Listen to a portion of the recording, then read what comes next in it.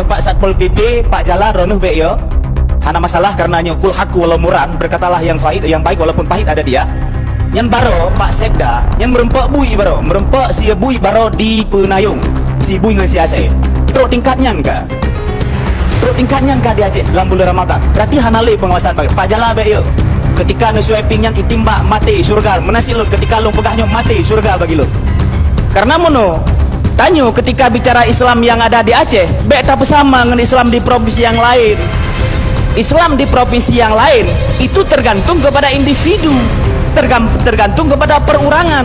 Galak Islam diikut, hana galak, hana diikut. Di Aceh tidak. Di Aceh kembali kepada Undang-Undang 11 2006, bab pasal 125, 126 dan 127. Lung baca sabo. Bui baro di Penayung. Si bui ngan si Aceh. Yang pertama lung apresiasi kepada Dinas Satpol PP dan WH sangat luar biasa bekerja dalam bulan Ramadannya tentang pengawasan syariat Islam. Dan nyo Pak Sekda perlu pegat himbauan kelai karena lu anggap Pak Sekdanya juga orangnya yang mewakili PJ, pegat himbauan kelai karena baro nyo Pak Satpol PP, Pak Jala ronuh be yo. Hana masalah karena nyo kul haku walau muran, berkatalah yang baik walaupun pahit ada dia. Nyen baro Pak Sekda, nyen merempak bui baro, merempak si bui baro di Penayung. Si bui ngan si Aceh. Teruk tingkatnya enggak?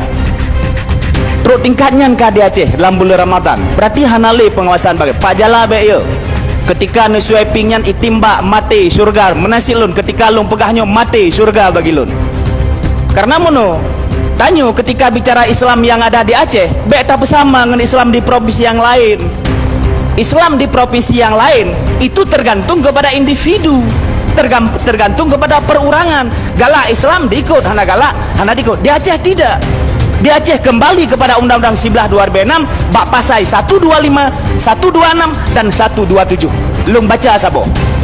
Jala kemah kan semua buat kitab, terus semua buat undang-undang mungkin katua dia. Sabo lun baca. Bab pasal 126. Setiap pemeluk agama Islam di Aceh wajib mentaati dan menegakkan syariat Islam yang ada di Aceh. Yang kuri Islam. Yang kedua, nyo buh Cina, buh Batak, buh Padang hargai nyo Aceh. Setiap orang, lo ulangi, baca terus. Setiap orang yang bertempat tinggal atau berada di Aceh wajib menghormati pelaksanaan syariat Islam yang ada di Aceh. Oh, biraya undang-undang. Biraya. Saboh tu.